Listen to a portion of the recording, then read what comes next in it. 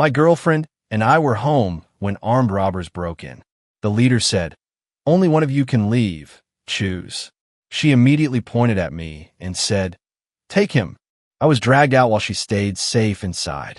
What she didn't know was that I'd already triggered the silent alarm, and when the police arrived, original post, I, 31 male, own a modest 3-bedroom house in a decent suburban neighborhood. Nothing fancy, but I've worked hard for it.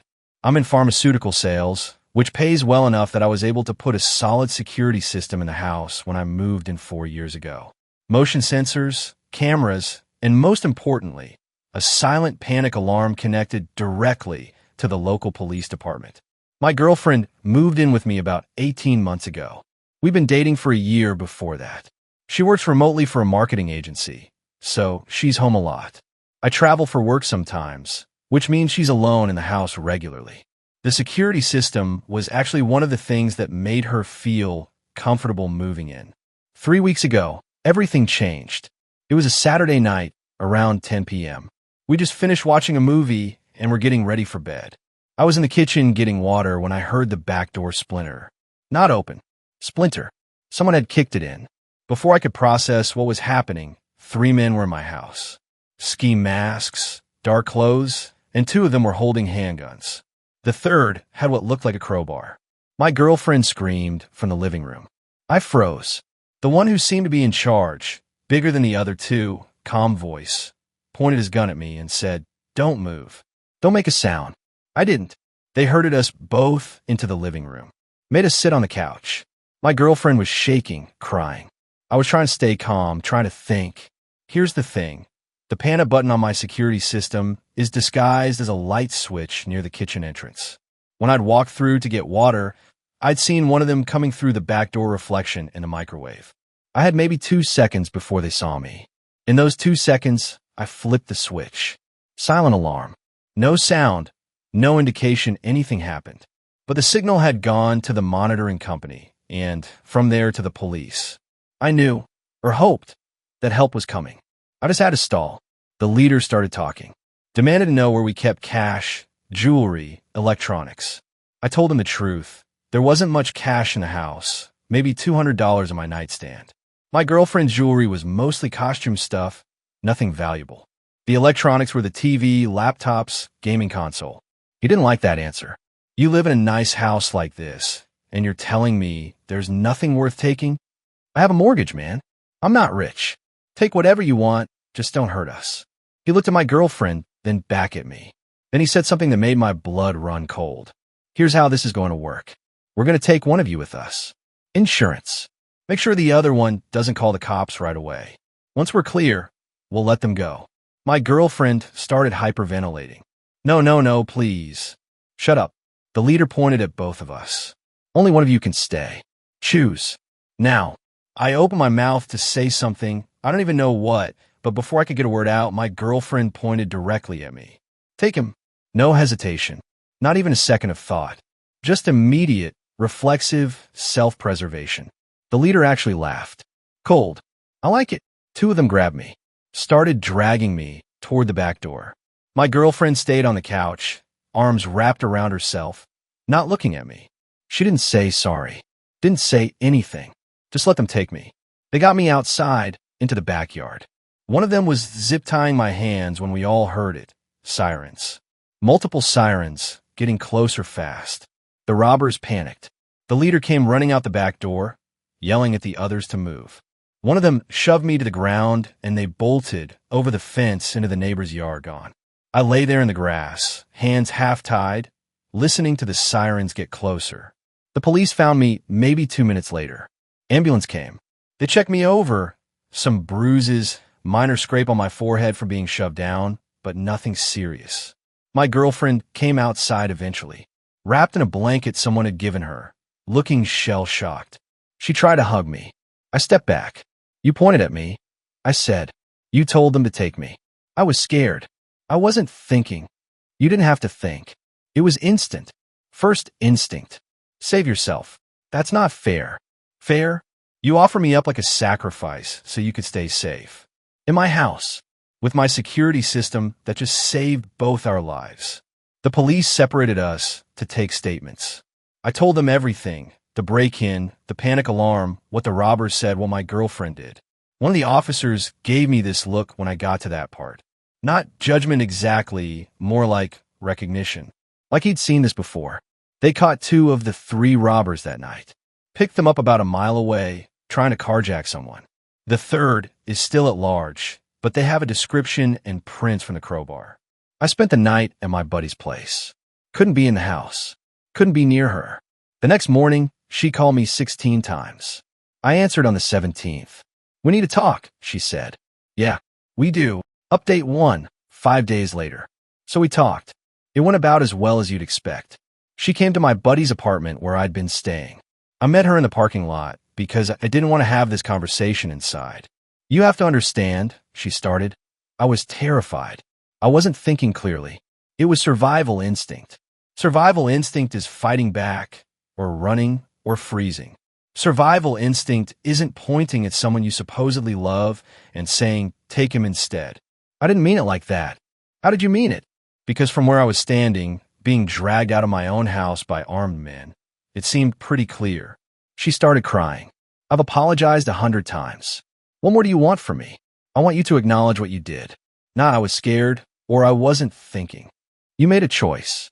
In that moment, you chose yourself over me. That's not a crime, but it tells me everything I need to know about what you do in any crisis. So what?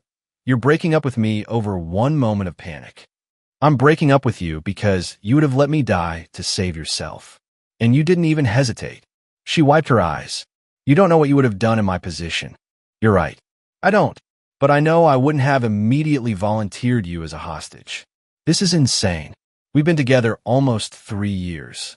You're throwing that away because of something I said when I had a gun pointed at my face. I'm throwing it away because I can't trust you. How am I supposed to sleep next to someone who I know would sacrifice me the second things got hard? How am I supposed to build a life with that person?" She didn't have an answer. I told her I wanted her moved out by the end of the week. She could stay with her parents, her friends, wherever. But I needed her gone. That's when things got ugly. "This is partly my home too," she said. "I've been paying rent. I have rights. You've been paying $600 a month toward utilities. You're not on the lease. You're not on the deed. This is my house. I'll talk to a lawyer. Go ahead. In the meantime, pack your stuff." She left. I thought that would be the end of the confrontation part, at least for a while. I was wrong. Over the next few days, she launched a full campaign to make me the bad guy. First, she told her family her version of events. In her version, she froze and couldn't speak during the robbery, and I was blaming her for being traumatized.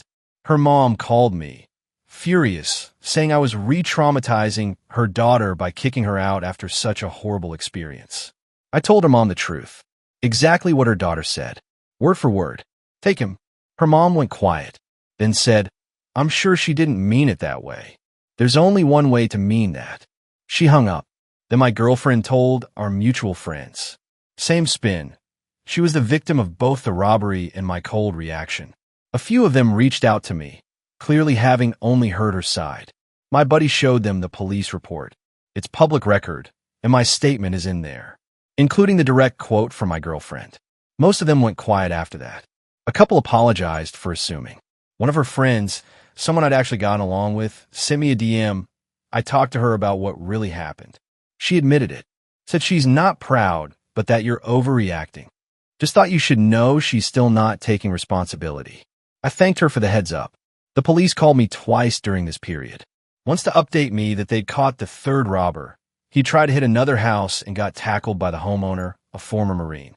Poetic justice. Second time was to let me know the DA was pursuing charges and I might need to testify. I said I'd be happy to. Update 2, 2 weeks later. She moved out. Took longer than it should have because she dragged her feet on everything, but eventually her dad came with a truck and they loaded up her stuff. I wasn't there for it. Made sure I had somewhere else to be. I didn't trust myself to stay calm if she tried to have another conversation. My buddy was there, though. He said she cried the whole time and kept saying things like, "I can't believe he's doing this, and he's punishing me for being human." Her dad, apparently, didn't say much. Just loaded boxes and kept his head down. After she was gone, I changed the locks. Not because I thought she'd come back to steal anything, but because I needed the symbolic closure. New locks, new alarm codes, new chapter. Then things got interesting. About a week after she moved out, I got a call from a detective. Not about the robbery, about my ex-girlfriend. Turns out, during the investigation, one of the robbers started talking, trying to cut a deal by giving up information. And one of the things he said was that they'd known the house layout before they came in. They knew where the back door was, knew the general floor plan, knew approximately what was inside. The detective asked if there was anyone who might have shared that information, anyone who had access to the house and might have talked about it. I told him about my ex-girlfriend, mentioned that she'd been living there, knew everything about the house, and had recently been very angry at me. Was she angry before the robbery? He asked. I thought about it. We had some arguments. She wanted to be more involved in the finances, put on the deed. I said no. The detective made a note. I want to be clear. I don't know if she was involved. The detective said it was one line of inquiry among several. The robbers might have cased the house themselves, might have gotten info from somewhere else entirely. But the fact that it's even a question tells you something. My ex found out she was being looked at. I know because she called me, screaming. You told them I was involved? Are you insane? I told them the truth. That you lived here and knew the house. That's not an accusation. That's a fact. They're treating me like a suspect. My parents are freaking out. You're ruining my life. You pointed at me and told armed men to take me. If you're innocent of everything else, you're still guilty of that. I wasn't involved in the robbery. Then you have nothing to worry about. The investigation will clear you. She hung up. I called my lawyer after that. I'd gotten one after the robbery, just to make sure my bases were covered. He said I'd done nothing wrong by answering the detective's questions honestly. Said I should document any harassing contact from her in case I needed a restraining order later. I started keeping screenshots. Meanwhile, the criminal case was moving forward. The 3 robbers were all in custody now, facing charges including armed robbery, home invasion, kidnapping, and assault. The DA's office was pushing for serious time. The lead detective called me again about a week later. Said they'd found no evidence connecting my ex-girlfriend to the robbers. She wasn't a suspect anymore, just someone they'd talked to as part of the investigation. I was relieved, honestly, not because I thought she was innocent, but because I didn't want to deal with the complications if she wasn't. But here's the thing, even without criminal involvement, what she did during the robbery was enough. She stood in my house, in a crisis we both faced, and immediately chose to sacrifice me. No charges for that. No legal consequences. Just the natural consequence of me knowing exactly who she is. Final update, 4 weeks later. The court case is ongoing, but I've given my initial testimony. The DA's office was thorough. They wanted every detail, every word, every moment from that night, including what my girlfriend said. When I testified about the take him moment, I saw the defense attorneys exchange a look. One of them actually asked me about it during cross-examination, tried to suggest that the robbery was so chaotic I might have misremembered. No, I said, I remember it clearly. The leader asked us to choose who would be taken. My girlfriend pointed at me immediately and said, take him. There was no hesitation. Is it possible she was simply frozen with fear and... She wasn't frozen. She spoke. She pointed. She made a choice. The defense dropped that line of questioning. After my testimony, I ran into my ex-girlfriend's father in the hallway. He'd apparently come to observe part of the proceedings. He looked older than I remembered. Tired. I owe you an apology, he said. I didn't respond, just waited. When she first told us what happened, she left out the part about pointing at you. Her mother and I believed her version. We thought you were being cruel, kicking her out when she was traumatized. And now I've read the police report, and I heard your testimony today. And I've had some conversations with my daughter that didn't go well. What did she say? He sighed. She still thinks you're overreacting. Says it was just a moment, and you're holding it against her forever. When I asked her if she'd feel differently if you'd pointed at her, she said it wasn't the same thing because you're stronger and could handle it better. I almost laughed. So she thinks I should have been sacrificed because I'm more capable of being kidnapped. I don't understand her logic either. I just wanted you to know that some of us see what actually happened. And I'm sorry my daughter is who she is. That was unexpected. I thanked him and we shook hands. He left. I never saw him again after that. The robbery case concluded a few weeks later. All three were convicted. The leader got 12 years. The other two got 8 and 6 respectively. They'll be eligible for parole eventually, but not for a long time. I was satisfied with that outcome. Not happy. Nothing about this makes me happy, but satisfied that the system worked. As for my ex-girlfriend, I've heard through mutual friends that she's moved on. New apartment, new job, apparently dating someone new already. Good for her, I guess. Someone else's problem now. She tried to reach out to me once more about a week after the sentencing. Sent me a long email about how she'd been working on herself and processing the trauma and wanted to clear the air between us. I didn't respond. There's nothing to clear. The air is perfectly transparent. I could see exactly what happened and exactly who she is. The house feels different now. I had the back door replaced, upgraded the security system, added cameras covering every angle. I don't feel unsafe exactly, but I don't feel the same kind of comfortable either. That might take time. I've started seeing a therapist, not just for the robbery trauma, but for the relationship stuff too. Turns out, watching someone you love choose to sacrifice you does a number on your ability to trust. The therapist says it's normal to question everything after something like this. Normal to wonder if you missed signs, if there were red flags you ignored. I've been going through our relationship in my head, looking for moments that should have warned me. There were a few. Times she made decisions that benefited her at my expense and acted like it was obvious. Times she talked about us but really meant her. Times I compromised and she didn't. But nothing that prepared me for take him. I don't hate her. I want to be clear about that. Hate takes energy, and I don't have any to spare. I just know, with absolute certainty, that I can never trust her again. Can never trust anyone who would do what she did. That's the real damage. Not the bruises from being shoved down. Not the property damage from the break-in.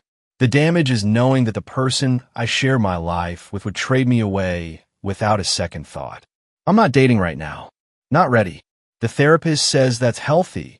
Taking time to heal before putting myself out there again. Maybe in a few months. Maybe longer. For now, I'm focused on work, on the house, on rebuilding whatever sense of safety I can. The security system I installed saved my life that night. The silent alarm brought the police before things got worse.